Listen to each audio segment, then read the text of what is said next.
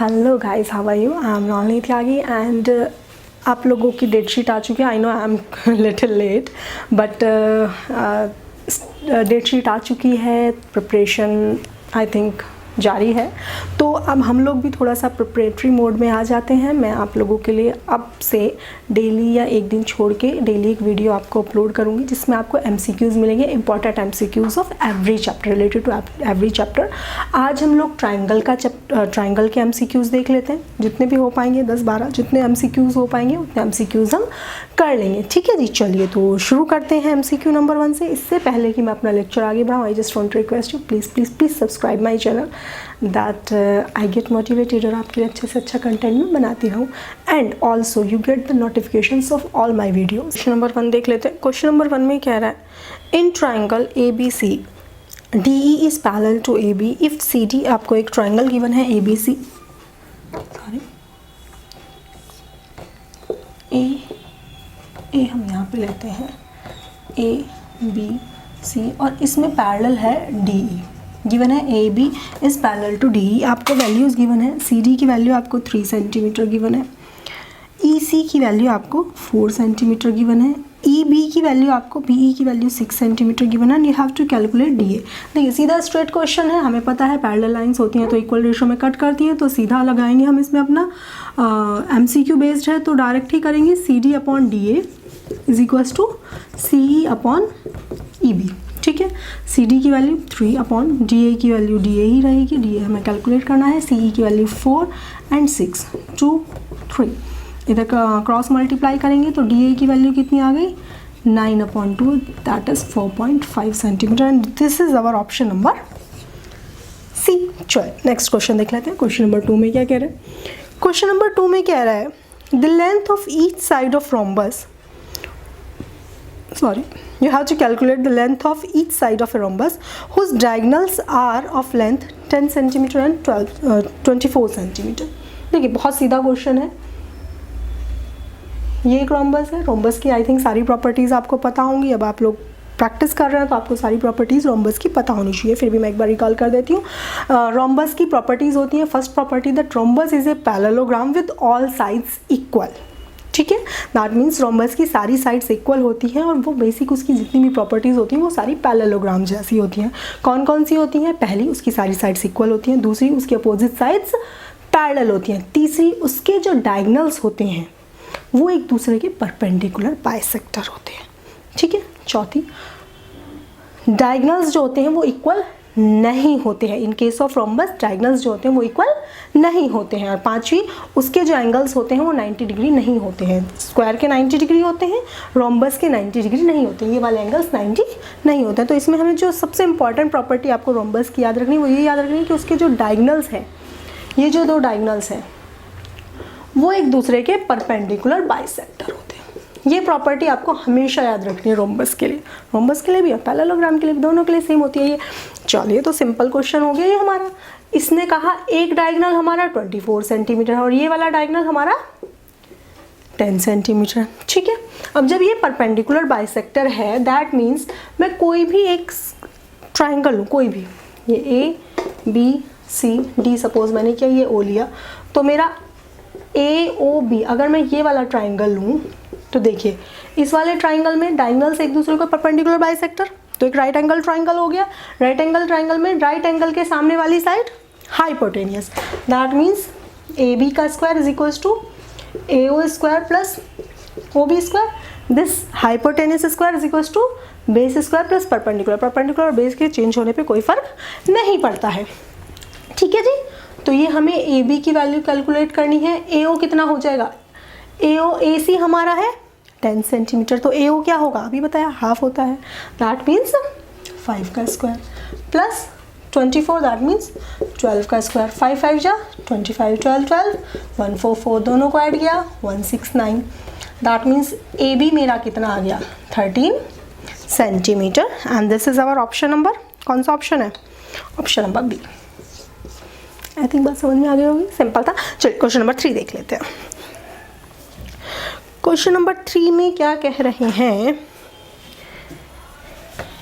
Second, इसे erase कर देते हैं, तब तक आप इसे नोट डाउन कर लीजिए, चाहे तो स्क्रीनशॉट ले लीजिए।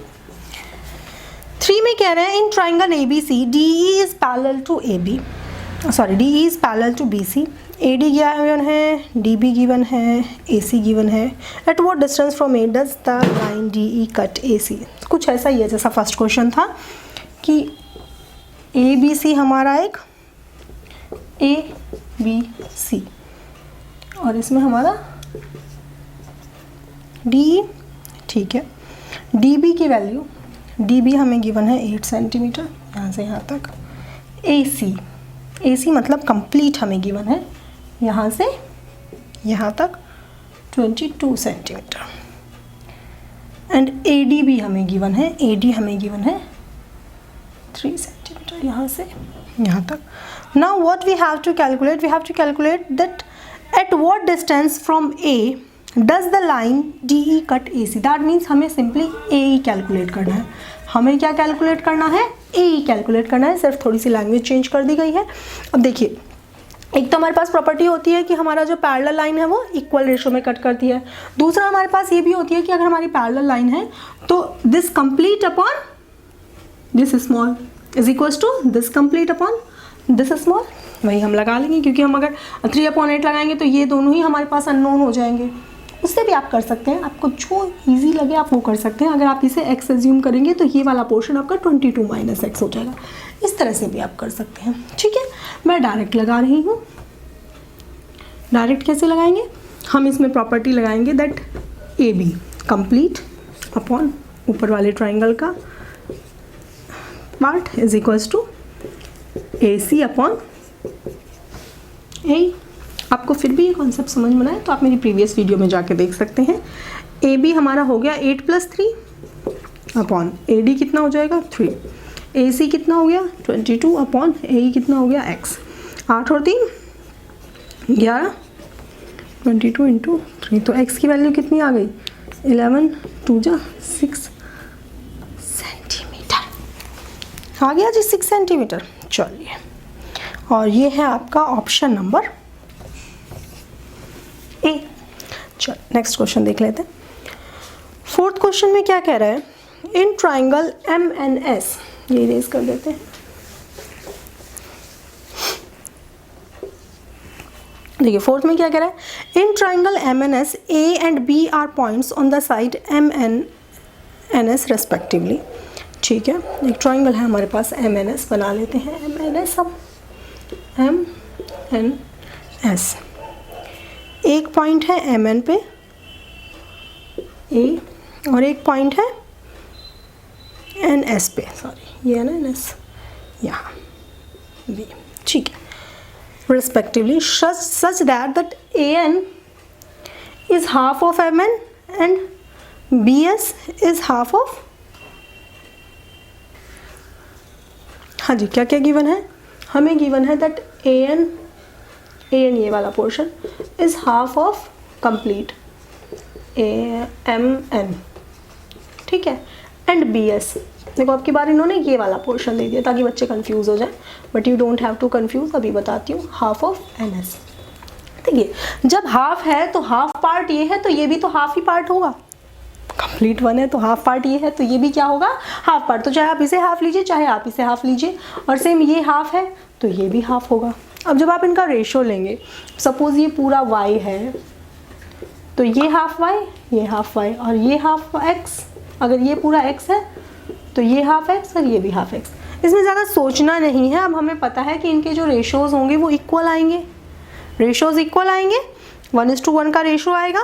तो दैट्स वाई ये दोनों लाइन AB और MS कैसी लाइन होंगी? दोनों बोथ आर पैरेलल, ठीक है। क्या होंगे? AB is parallel to MS। This is option number B। चलिए क्वेश्चन नंबर 5 देख लेते हैं। हाँ जी, क्वेश्चन नंबर 5 में कह रहा है if a rectangle length 8 centimetre, breadth 6 centimetre, then its diagonal. बहुत सिंपल है, कुछ है ही नहीं, पाइथागोरस लगानी है सीधे सीधे। एक रेक्टेंगल है, लेंथ इसकी है 8 सेंटीमीटर, ब्रेड्थ इसकी है 6 centimetre and you have to calculate this. सीधा पाइथागोरस लगा लीजिए, 8 का स्क्वायर प्लस 6 का स्क्वायर इज इक्वल टू, अगर डायगोनल मेरा x है तो ये क्या हो जाएगा x का स्क्वायर, तो x इज इक्वल टू कितना हो जाएगा 64 प्लस 36 का square root, that is 10 centimetre and this is option number C. ध्यान से सुनिएगा question. In triangle P Q R the side of Q R is less than twice the length of side P Q by 2 centimetre. Length of side P R exceed the length of side P Q by 10 centimetre, then perimeter is 40 centimeter, the length of smaller side of the PQR। ठीक है, देखिए ध्यान दीजिएगा, इसमें इसने कहा कि हमारा एक ट्राइंगल है PQR। अब इसने कहा side QR is less than twice the length of side PQ by 2 centimetre. देखिए इस क्वेश्चन में दोनों ही चीज़ें जो रिलेशन में दी हैं वो PQ से दी हैं, तो सबसे पहले हम PQ को अज्यूम कर लेते हैं। Let PQ is equal to हमारा x हो गया, ठीक है। अब इसने कहा QR जो है वो मेरे twice of PQ, that means twice of PQ से 2 कम है, दैट मीन्स ये 2 कम है तो हम किधर 2 करेंगे कम, इधर कम करेंगे इक्वल करने के लिए। तो मेरा QR की वैल्यू कितनी आ गई 2x माइनस 2, ठीक है। नेक्स्ट इसने कहा लेंथ ऑफ साइड PR, तीसरी साइड कौन सी है PR, exceeds the length of PQ, ये PQ से 10 सेंटीमीटर ज़्यादा है, दैट मीन्स इक्वेट करने के लिए क्या करेंगे, ये ज़्यादा है, सपोज ये 10 है ये 18 है, तो हमें किधर ऐड करना पड़ेगा, इधर ही 10 ऐड करना पड़ेगा। आई बात समझ में कैसे करते हैं, आप ऐसे भी अज्यूम करके देख सकते हो कि अगर ये 8 है और ये 10 है ना, PR है ना, हाँ PR एक्सीड करेगी, ये 18 होगी, तो 18 का इक्वल करने के लिए हमें इस तरफ 10 ऐड करना पड़ेगा, ठीक है जी। चलिए, तो ये मेरा PR की वैल्यू आ गई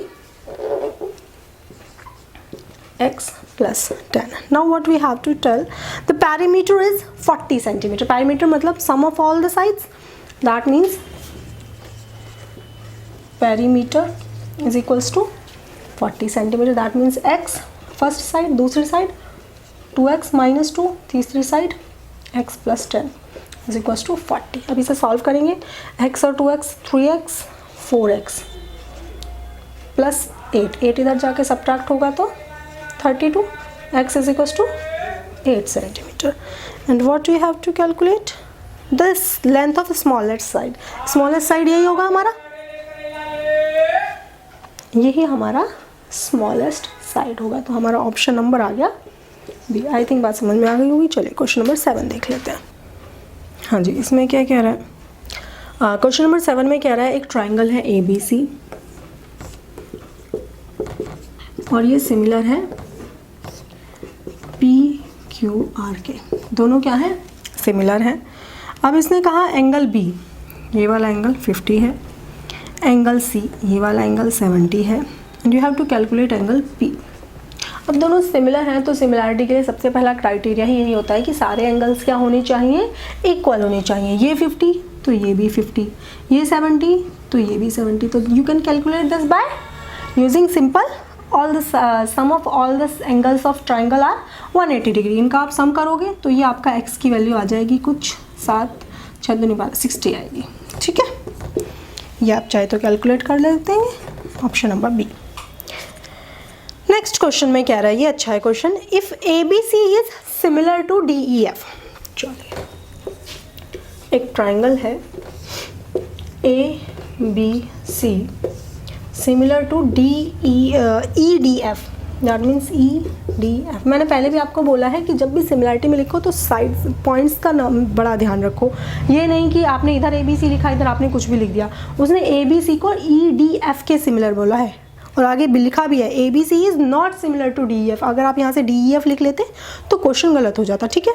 now we have to tell that which of the following is not true, ठीक है। BC dot D is equals to AB dot EF। तो हम रेशो निकाल लेते हैं। पहले हम देखते हैं हमारा क्या आएगा, AB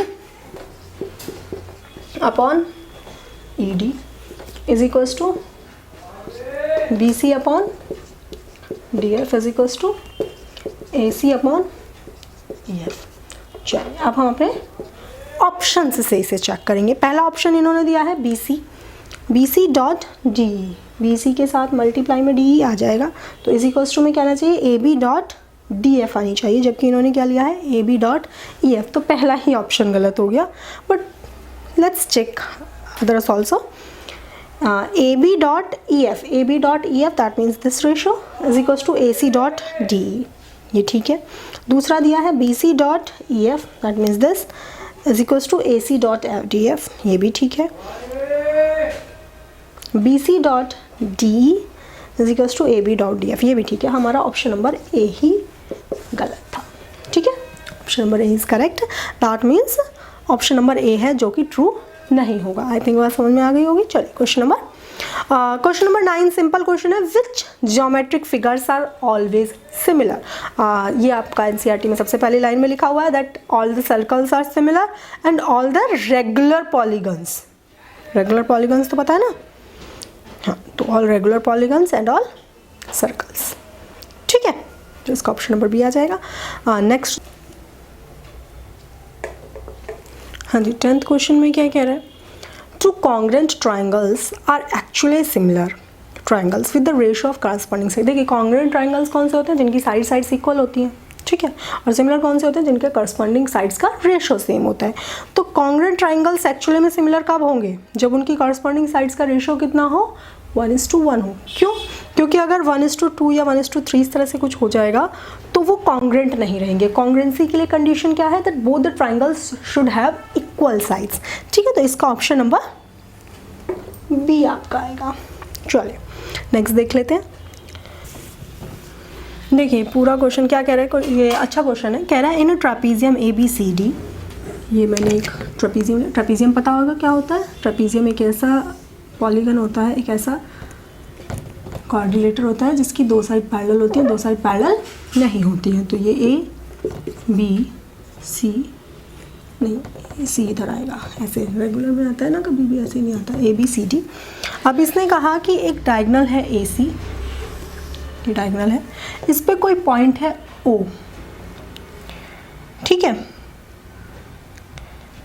हाँ जी, जो कि इसे कट कर रहा है 2:3 के रेशो में, और एक लाइन है EF which is parallel to BC। देखिए ये PC है और इसके पैरेलल एक लाइन है जो कि O से इस तरह से जा रही है। कौन सी लाइन है, EF, ठीक है जी, कोई दिक्कत नहीं है। What ratio does EF cut AB and CD, AB और CD को किस रेशो में कट करेगा, ये आपको बताना है, ठीक है जी, ठीक है जी, कोई दिक्कत नहीं है। चलिए इसमें हम डायरेक्ट भी लगा सकते हैं, चाहे तो आप जैसे आप आते थे वैसे भी आप तरीके से आ सकते हैं। अब इसमें हमें पता है सिमिलर ट्राइंगल्स, कैसे पता है, देखो ये भी पैरेलल, ये भी पैरेलल, ये भी पैरेलल, ये तीनों साइड पैरेलल। जब ये इसके पैरेलल है तो इसके तो ऑटोमेटिकली पैरेलल होगी, ठीक है। अब अगर मैं इस ट्राइंगल में लूँ तो इस ट्राइंगल में ये और ये पैरेलल, दैट मीन्स इस ये जो लाइन EO है ये इसके साइड्स को इक्वल रेशो में कट करेगी। That means AE upon EB is equals to AO upon OC। कौन सा ट्राइंगल में, इन ट्राइंगल ABC, ठीक है जी, बस सिंपल हो गया। AE अपॉन EB आपको निकालना था और AO अपॉन OC आपको पता है 2:3, तो 2:3 आ गया। जब एक आ गया तो दूसरा भी 2:3 ही आना है, चाहे तो आप सेम तरीके से कर सकते हैं। अब आप ट्राइंगल ADC लेंगे तो ADC में भी क्या होगा, सेम होगा, that EF is parallel to, as EF is parallel to BC and BC is parallel to AD, तो OF भी हमारा क्या हो जाएगा, AD के पैरेलल हो जाएगा। तो जब हमारे बेस के पैरेलल कोई साइड होती है तो बाकी दो साइड्स को इक्वल रेशो में कट करती है, that is FC upon DF is equals to OC upon OE, वो भी 2:3 आ जाएगा, क्योंकि एक ही आंसर भी एक ही आ रहा है इसमें 2:3, तो ज़्यादा सोचने की जरूरत नहीं। Option number C is correct.